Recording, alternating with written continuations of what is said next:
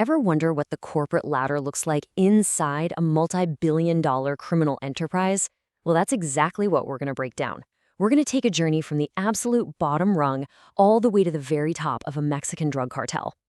So, what does a career like that really look like?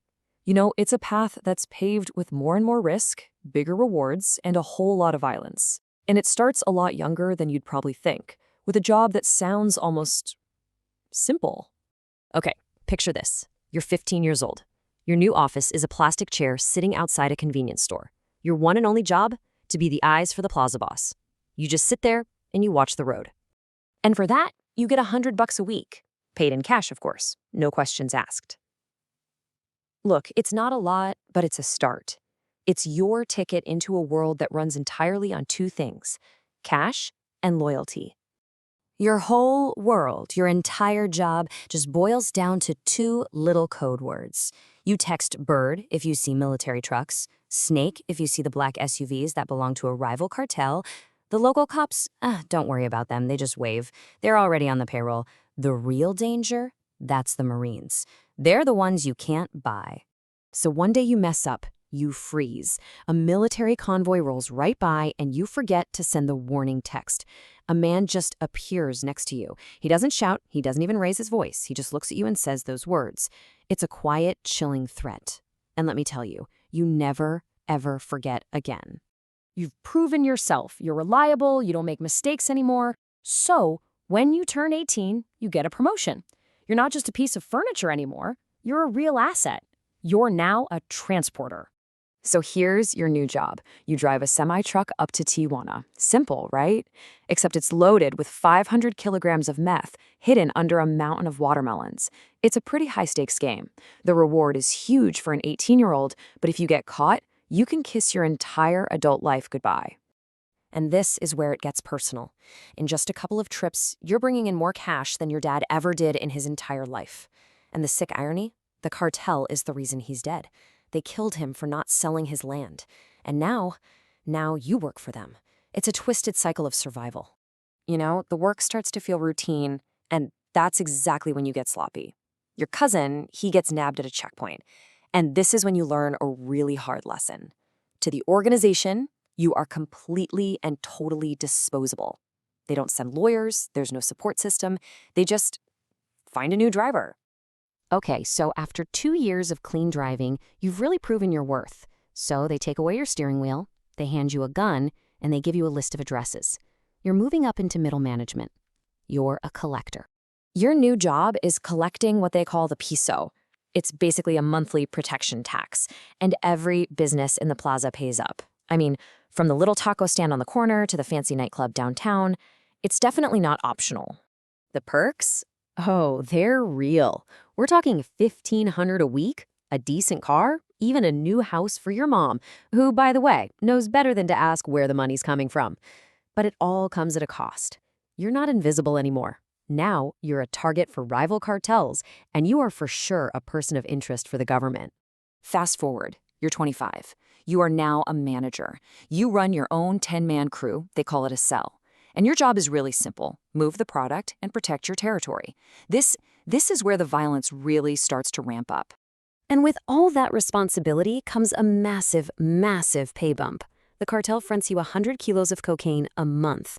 Your job is to move it, send the profits up the chain, and you get to keep a nice percentage for yourself.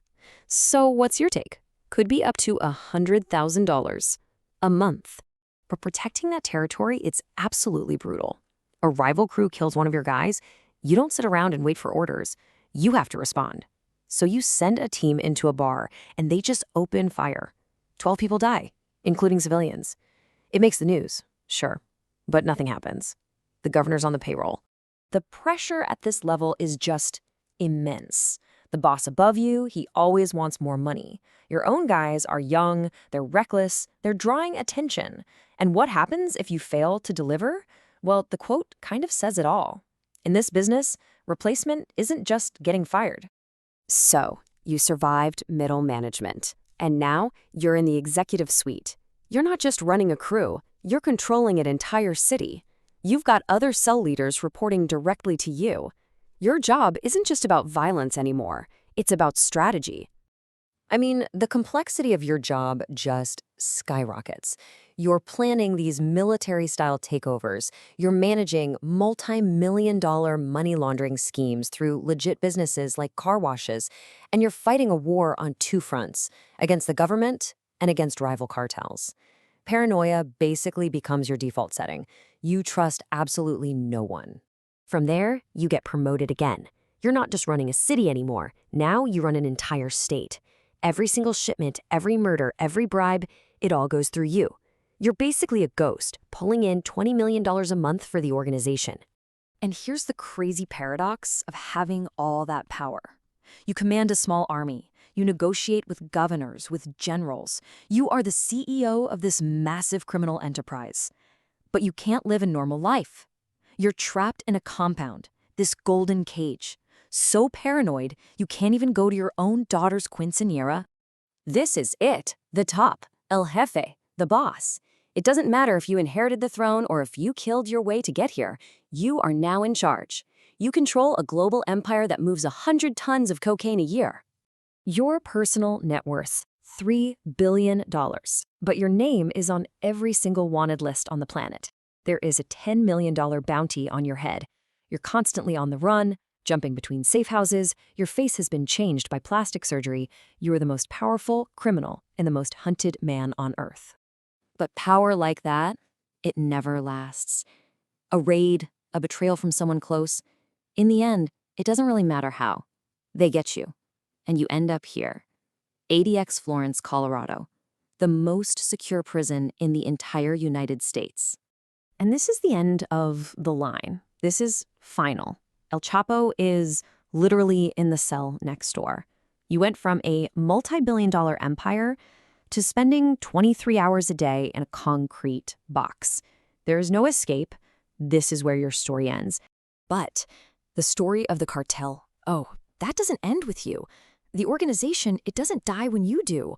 Someone always steps up to take your place. It might be your nephew, your son, your top lieutenant. The machine just keeps on running. Which leaves us with this one final, chilling question. As one king falls, another is always waiting in the wings.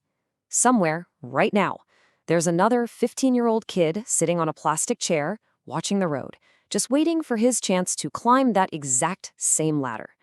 The cycle, it just never ends.